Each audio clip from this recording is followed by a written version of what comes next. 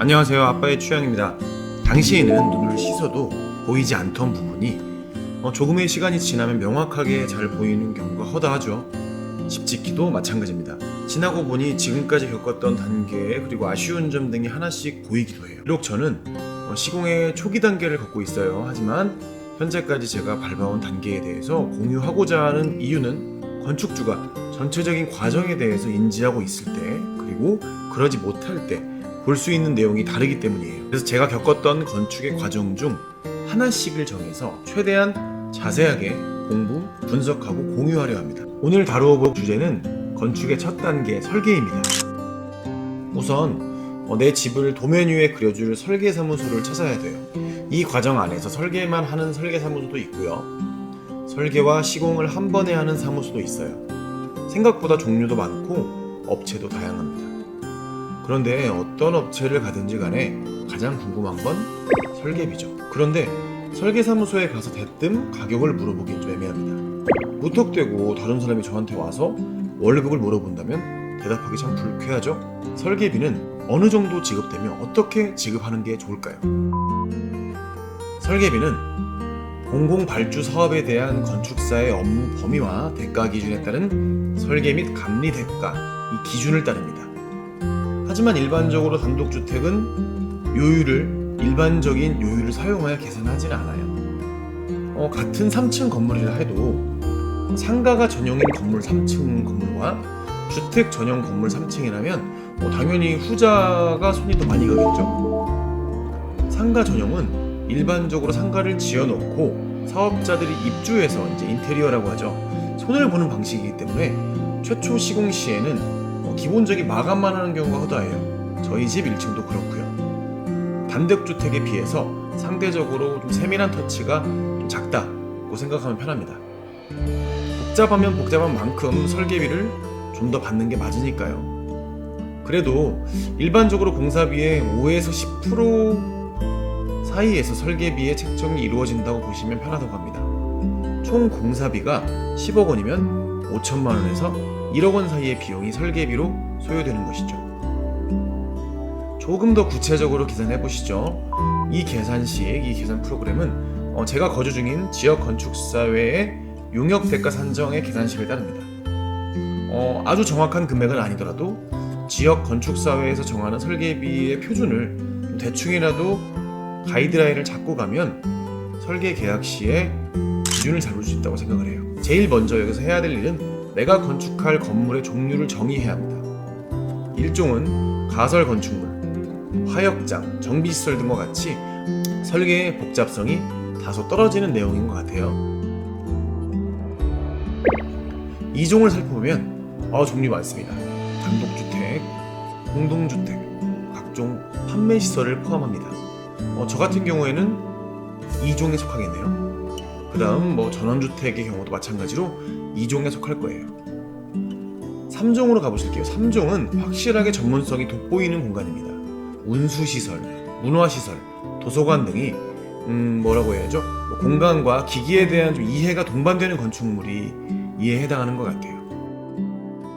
다음은 도서의 양을 체크해 볼게요. 여기서 한 가지 오해를 풀어야 합니다. 모든 설계사무소가 모두 비슷한 서류를 준비하진 않습니다.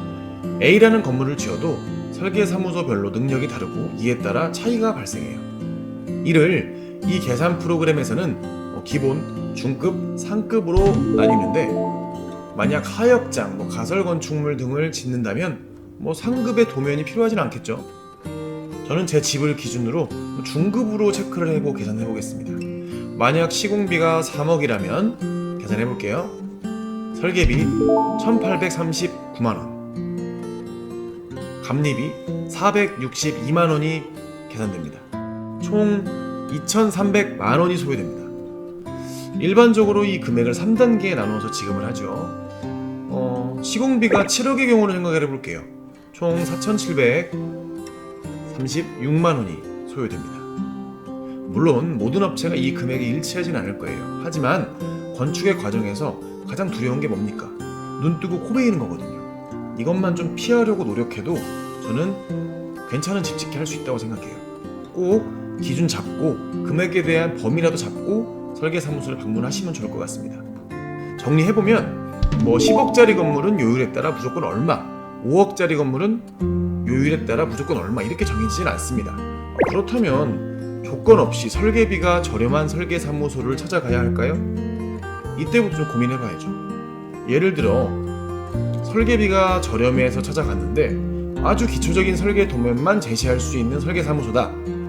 별다른 고민하지 않고 이를 초이스한다면 시공 전에 두 가지의 폭탄을 안고 가는 거예요. 첫째, 기본적인 설계 도면만을 가지고 공사비를 산출하거나 공사법에 대한 적시가 없으면 시공자가 자의적으로 해석할 여지가 크다는 거죠.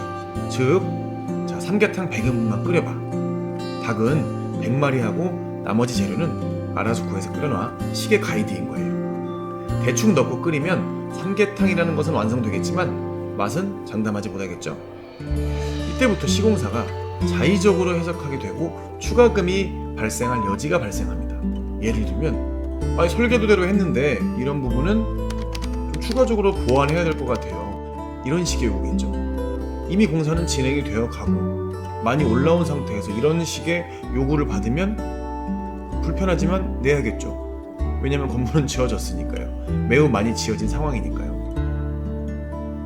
그렇다면 역으로 무조건 비싼 설계사무소를 찾아가야 합니까? 그 선택은 온전히 건축주의 몫이에요.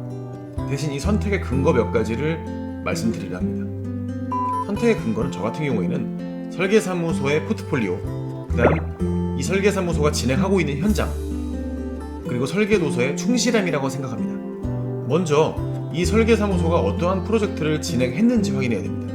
또한 어떠한 현장을 진행 중에 있고 물론 가볼 수 있으면 더 좋고요. 마지막으로 그간 진행했던 설계도서의 명확한 풍부함이죠. 저는 설계사무소에서 진행한 프로젝트를 우연한 기회에 접했고요. 마음에 들어서 방문했어요. 또한 이 설계사무소에서 당시 진행 중이었던 프로젝트를 해당 건축주의 허락하에 실내 공간까지 방문을 했어요. 그 후 설계도서는 설계사무소에서 눈으로 확인했죠. 그런데 설계도서는 어떠한 도면들이 들어있는지 사실 처음 접하는 일반 건축주의 입장에서는 정확한 판단을 하기 어렵습니다. 그래도 어떤 도면들이 있는지 물어보는 적극성은 필요해요. 도면의 충실성은 업체들을 상호 비교할 수 있는 가장 좋은 기준 중에 하나라고 저는 생각을 합니다. 마지막 정리할게요. 건축에 대해 어느 정도 지식이 있다, 실무가 단단한 분이라면 설계비를 아끼시고 공정상의 모호함을 하나하나 찾아서 깨부시면 됩니다.